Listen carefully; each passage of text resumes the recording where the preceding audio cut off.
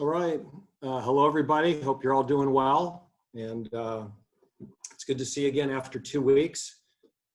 So we're excited to get back in game week. Before I get going, obviously a big announcement on our campus today with Dr. Hatch announcing his retirement. And I'm certainly grateful for the opportunity to work for Dr. Hatch for the past 7 years. He's been extremely supportive of our program, of our athletic program. And it was great to have a president that was willing to get into the weeds about student athlete issues. You know, his different roles with the ACC, with the NCAA. I think a lot of people understand the big picture. He understood a lot of the details and was always helpful and always accommodating and always had time when issues came up. And I really enjoyed working for him and congratulate him on an incredible career and also his retirement. So hopefully that includes continuing to attend Wake Forest football games because he's always been a big fan and has met with our team multiple times.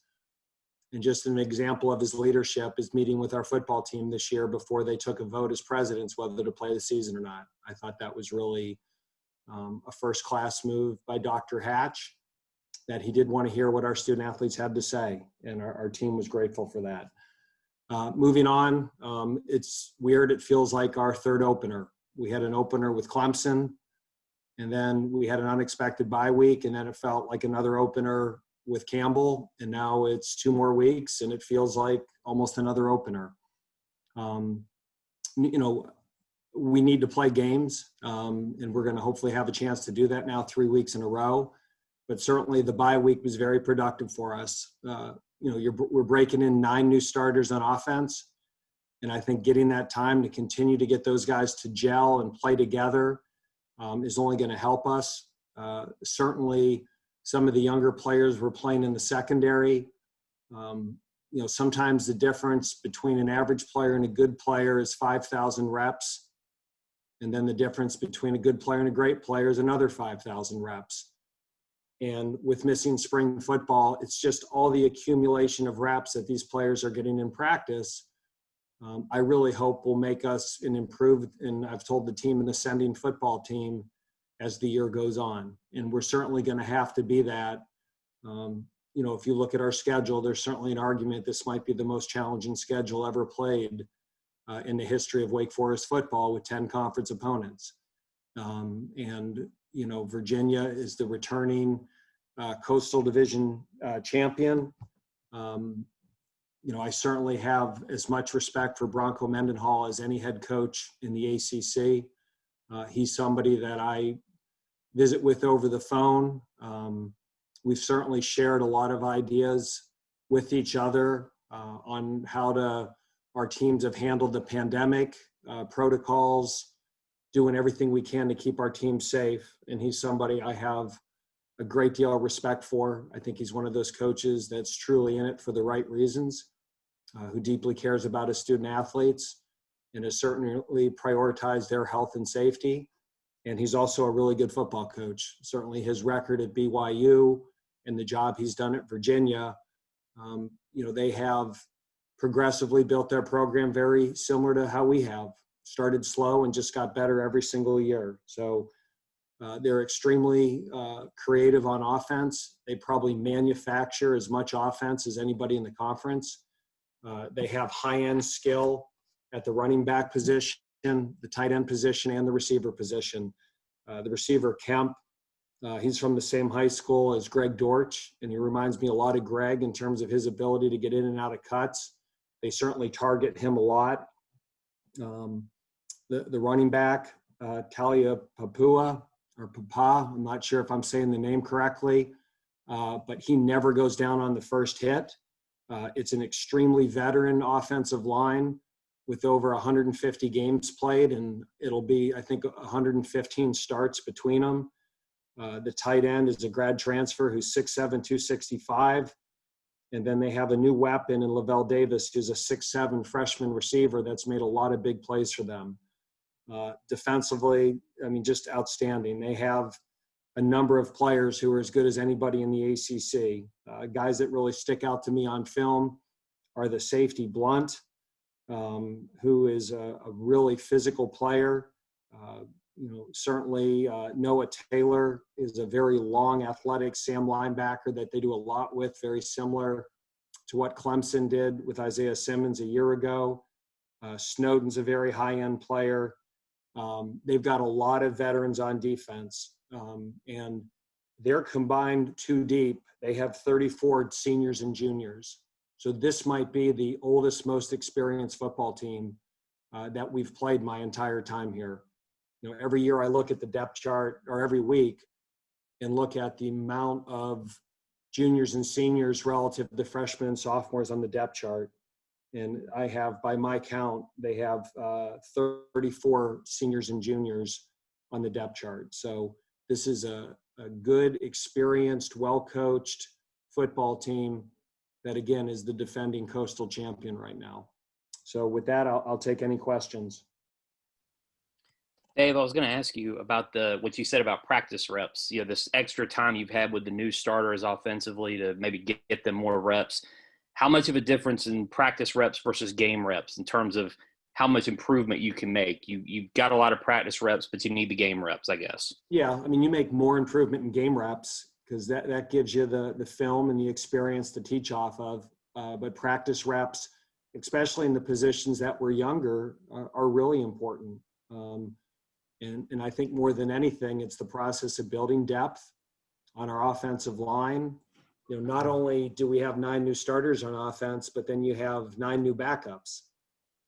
And those guys are a play away from having to go in. So in the bye week, we really focused on getting our 2s and 3s extra work. We got the 1 some work, but we did an extra practice that all we did was kept all the younger guys out there and gave them an hour and a half and got them repped up and accumulated reps for them.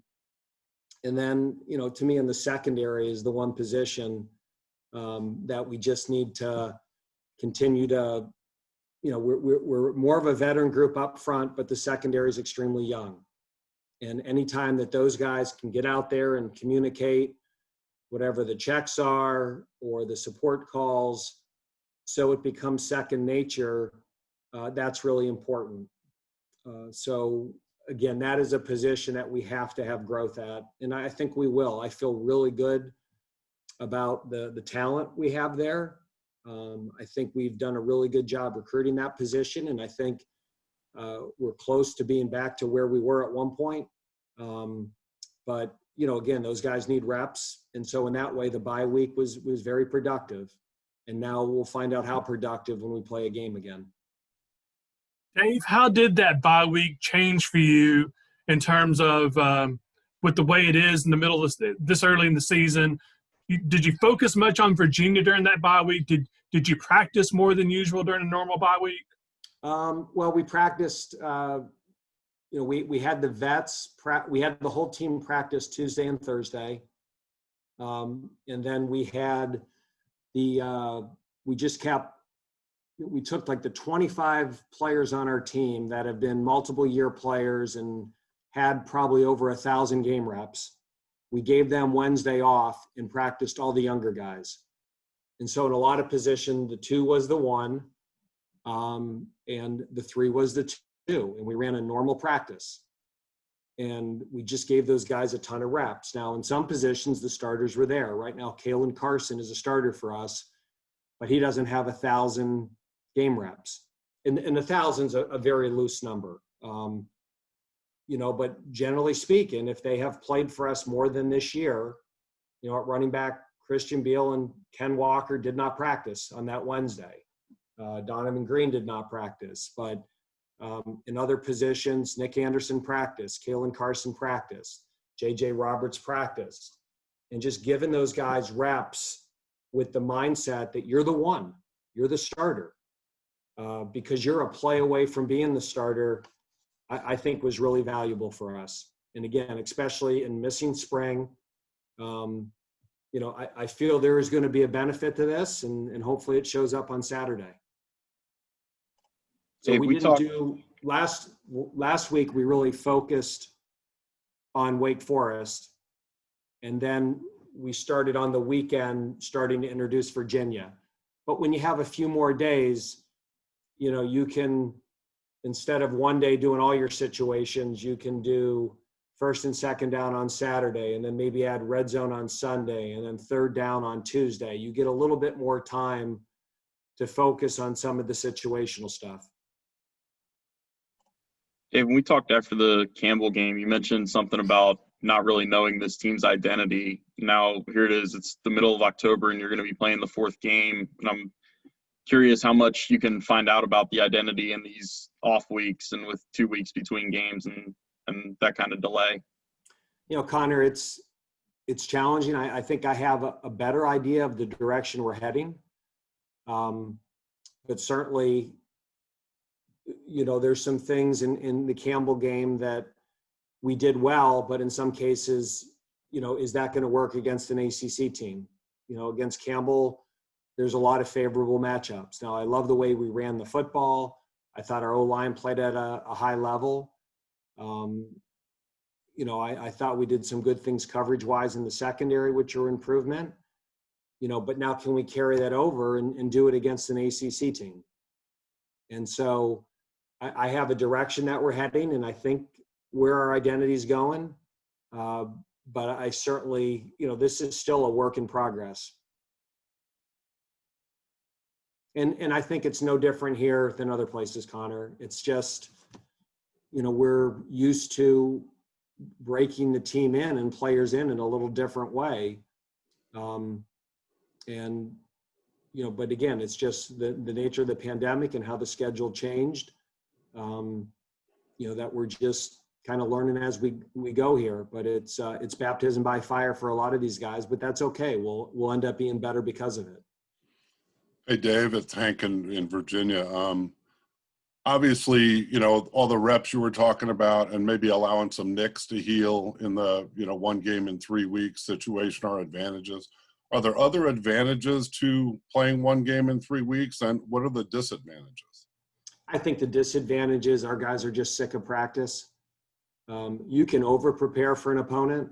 I think sometimes if you spend more than 7 or 8 days on an opponent, it gets stale. And so that's always the art of, okay, you have a bye week and you have extra time. And even though as a staff, we have our plan together, I think you can introduce the opponent too soon. And by the time the game gets there, the players are stale of the game plan. Part of the challenge of the weekly schedule is you got 1 week and the urgency of getting a game plan together. I don't like to introduce an opponent too early. And right now, I just think our guys are sick of practicing. Really, they've been here quarantining under all these protocols since July. And so it's been 3.5 months and we've played 3 games. And I just think our players want to play a game.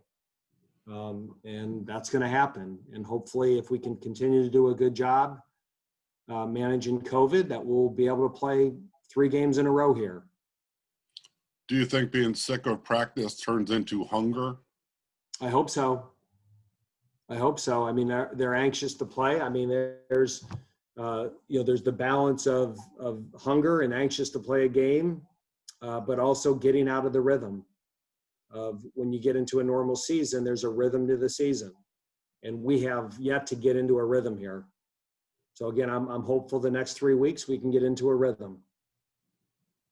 Dave, you have Trey Rucker back for the first time this season. What does he give you that you didn't have before? But just, with Kobe out and Luke out, he becomes one of our most experienced safeties. And, and he's only a true sophomore. So, again, you can't have enough good players in the secondary. That's where, if you want to run multiple packages, having those guys on special teams, those type of athletes in the secondary, you can't have enough of them. And getting Trey back is really helpful. He's a good tackler. He's played, more football than any other safety other than the Sear. And, so getting him back helps us. But, he's still relatively young. So, but he played a lot of football last year and has confidence to him. And, we know what he's capable of, but he's also missed a lot of time. So, there's going to be some rust there with him as well. Dave, you mentioned all the practices and the guys kind of getting sick of it. Is there any one thing that maybe you guys did to break the monotony, like showed up one day and decided not to practice or practice less? Or was there any one time where you kind of said, okay, these guys need a break from it? Well, we gave them the Monday off, then we gave our veterans the Wednesday off, and then we gave them Friday off. And then even the Tuesday, Thursday, we really limited their reps. Okay. So there's this balance of giving them rest, but also they've got to have a certain activity level and a certain load, or they're much more susceptible to injury the next week. So with our strength coaches and trainers and the different things that we use, we just can't give them a week off and not think that we're not going to pay an injury price the next week. So, we use that catapult system and we study their load. And so we got to get enough activity in that they stay in shape. And it's important to practice so they stay in football shape. But we of that week, after the Friday night game, they did not practice Saturday, Sunday, Monday. They went light Tuesday, they were off Wednesday, they went light Thursday, and then we were back in it Saturday. So we did not, in my opinion, they'll probably tell you we practiced too much, but they're always going to tell you that. Coach, we spoke to Taylor Morin earlier, and he said he thinks some teams in the ACC may look down on you guys based on your record. So what would you like to see your team show the conference this Saturday against Virginia? Well, we obviously we want to win. I don't worry what other people think of us. I think we are what we are. We worry about ourselves and our improvement. And if we get better as a team and play to our abilities, the record and the respect take care of itself. So again, I don't really get too involved with what people outside of our program think. If we want respect, we have to earn that on the field, and you got to earn it by getting a win. Dave, in addition to get Trey Rucker back, you also got Rondell Bothroyd on the depth chart for the first time. What can he bring to that defensive line? Rondell's a good player. Getting him back is really helpful. He's a good pass rusher, very versatile, and Rondell just has a knack for making plays. He has a knack for getting off of blocks. Getting him back he's one of our better D linemen. So that's a really good, he's had a great rehab. He's worked really hard, and we're excited to have him back on the field. And in general, what's the kind of prognosis for Luke Masterson? We're hoping we'll have him back after the next bye week. So he'll probably be out the next 3 weeks. And then hoping to have him back, sometime in early November. It's a foot, right? Yeah. Yep. Dave, do you account differently for how to defend Virginia, whether Armstrong plays or Lindell Stone, or does the fact that Stone was in comeback mode the whole game kind of void anything you saw there? Well, their skill sets are a little bit different. They certainly threw it a lot more with Stone, and I think part of that is his skill set, but it's also when you're behind, I'm sure if Armstrong was in, they would have thrown it more too. So they're, they ran the same offense. They run very similar plays. Certainly with Stone, a lot of the pocket passes were passes. With Armstrong, a lot of those plays become almost quarterback draws or quarterback runs. Armstrong is a very good athlete and a very aggressive and punishing runner. He's 215 pounds and he does not avoid contact. He's almost like tackling another tailback. So it's different. They have other guys that have played quarterback for them that they have working at receiver. And so I think we have to be ready for their entire offense. Over with the Cincinnati Bengals, Jesse Bates is having the best year of his career. I'm curious, when he was at Wake Forest, what did you see in him and how did he become such a big contributor so quickly? Well, Jesse was a very late commit for us. He was committed to Toledo. We were really his only Power 5 offer. He might have got one other one late. And Jesse was just a great instinctive athlete, good basketball player, good baseball player. When he got to Wake Forest, it was the first time he had ever just focused on football. And he really wasn't ready to play as a true freshman. We redshirted him. We had some older safeties that year. But you could tell on scout team that this is a guy that has instincts. And then the next 2 years, he became one of the best safeties in the ACC. Great instincts, really good ball skills. He was also a really good punt returner for us. And Jesse just had it. He had the ability to diagnose a play, to take proper angles. He was a very good open field alley tackler. He had the ability to play man-to-man on a slot, and he was also a really good center fielder. So just an outstanding player for us, and not surprised that he's having success with the Bengals. And then you mentioned he was committed to Toledo. How did you find him? Because again, he wasn't the most highly sought after guy. We evaluate a lot of players every year, and our safeties coach and defensive coordinator at the time watched his film. And I remember one night we had a safety who was committed to us, who decommitted and went to the University of Minnesota. And so this was like a week before signing date. And I was in a hotel room somewhere, and Mike Elko was somewhere else, and we were going back and forth, and we were looking at all these safeties. And he said, the one player I really like is this guy, Jesse Bates. And he had me watch the film. And I always have a bias towards three-sport athletes. I love guys that are good basketball players. I love guys who are outfielders in baseball that also are free safeties, because I just think judging the ball off the bat and judging the ball off the arm and having that space and distance and hand-eye coordination skill set, I think there's a lot of carryover. And, he had height. He was just a little underdeveloped. And that's really what we do here at Wake Forest, is we take those guys that maybe the bigger programs don't want because maybe they're an inch short or 15 pounds lighter. And we have confidence in our program that we can develop those guys and put the weight on them and make them good football players. And Jesse was Exhibit A.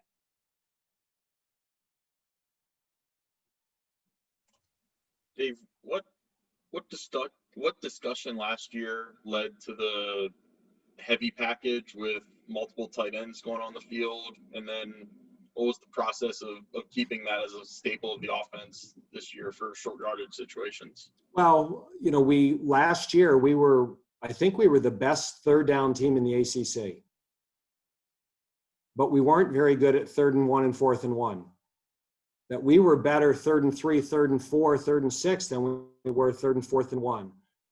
And as you know, Coach Ruggiero is about as thorough and well-researched a football coach as you'll ever meet. And he's very good at recognizing, okay, we're good at these things and we need improvement. And when he researches something now, and he researched some people that are doing this stuff and felt that we needed to come up with a different short yardage package. And we worked on it really hard this camp. And we also felt for the first time in a long time that we had enough tight ends to run it. And certainly we are older at tailback in terms of Christian, and Kenneth played a lot. So they understand how to fit those plays, just not even as the ball carrier, but as the off back. So it was, again, we were really, really good on offense a year ago. That was probably the one area that we weren't as good as we wanted to be. And so we wanted to research different ways of approaching short yardage and goal line. And so far it's been a successful package for us. Was the biggest hang up just needing to sub and let the defense sub when you get down there on the 1 or 2 yard line? No, I think there's times that there's merits to going fast so they can't sub. If a team has their nickel or their dime package out there, we certainly have ways of still doing that. I think more than anything, it was just a matter of our tight ends now look different than a year ago. Last year, we had an outstanding tight end, Jack Frudenthal. But Jack was really a converted receiver playing tight end. And so we didn't really want to take Jack Frudenthal off the field for critical downs. This year, the skill set of our tight ends are a little bit different. Both Blake Whiteheart and Chapman are bigger.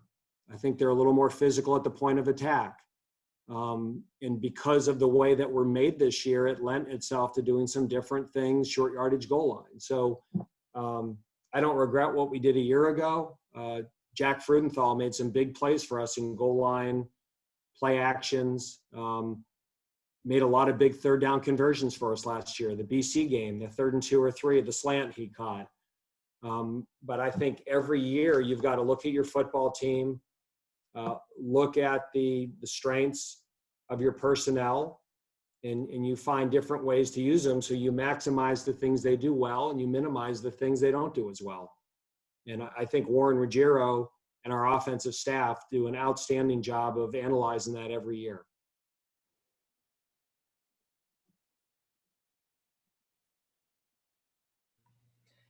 Dave, this is kind of off the beaten path, but I heard or saw on the internet somewhere about you being a bouncer back when you were a grad assistant.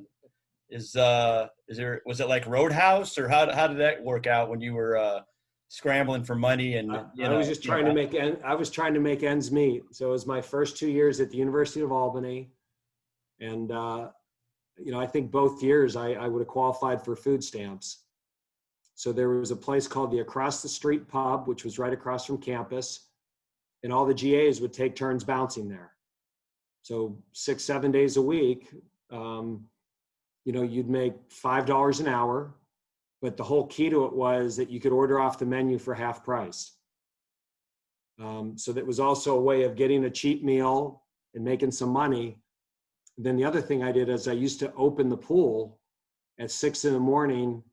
for $15 a day for an early morning swim group. So that was my that was my key to survival. Pool boy and bouncer on the same resume is an interesting little mix right there. Well, that was hard because if you ever had to go back to back, if you ever had to bounce, you were up till 1:30 bouncing, and then you had to open the pool at 5:45 in the morning. Tough hours. Yeah, I could not. That's not something I could do and function anymore. Back to evaluation for just 1 second. You said that you're still trying to get a little bit of an idea about what direction you're heading in the evaluation that's going on. And I wondered if you could talk about. I think every year you look at your offense and say, okay, is the strength in the running game or the passing game, and use the one to complement the other. And then on defense, okay, do you have to put more stress on the front or the back end?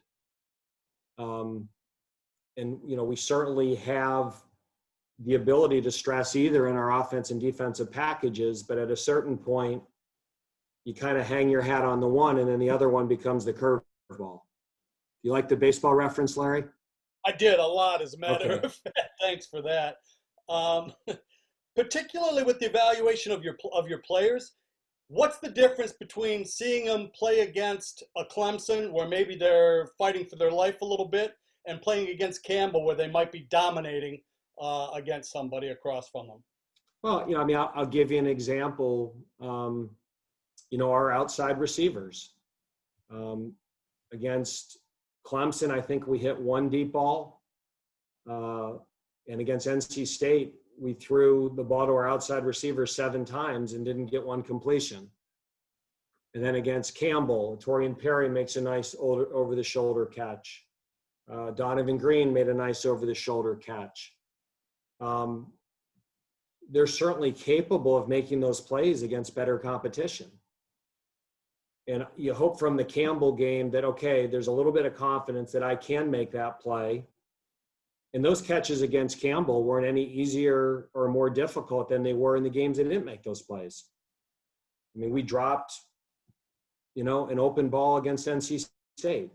I just think sometimes for a younger player to go out there in a game and to have success and do it, the fact that you've done it in a game then allows you to do that against better competition. Now, getting as open isn't as easy, getting released isn't as easy. Certainly the space to throw the ball gets tighter when you play better people. but Donovan and Torian are capable of making those plays. And so you hope that that gets carried forward because we need those guys to make those plays consistently this year if we're going to throw the ball well. And then you get back to, unfortunately, you have to hope they can remember it for 2 weeks instead of just remembering it for 1 week too. Yeah, but when you have a bye week after a win, they all have got that juice and that momentum and that confidence.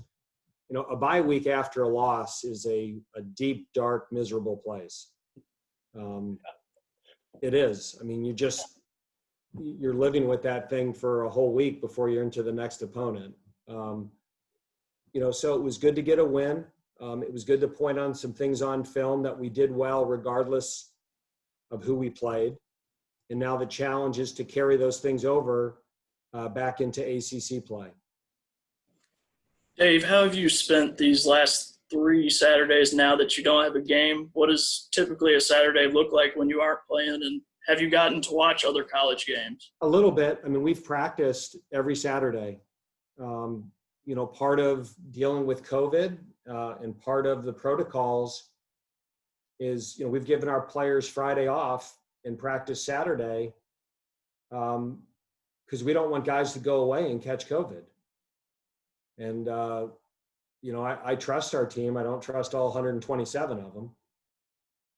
So I trust probably 95% of them, so to have them accountable and have to be here, you just read all over the country that so many teams have had these outbreaks and clusters after they gave their team a weekend off. And I just don't want to take a chance that we get loose and we relax. It's hard enough as it is. It really is. I mean, this has been a challenging season already, just because of all the different protocols and team meals and travel and mask wearing, that we've gone this long with it. And so far we've been successful. Let's not take a chance with 2 months left and destroy the whole thing. So, we're strict about it, but we are because we're just trying to protect our players.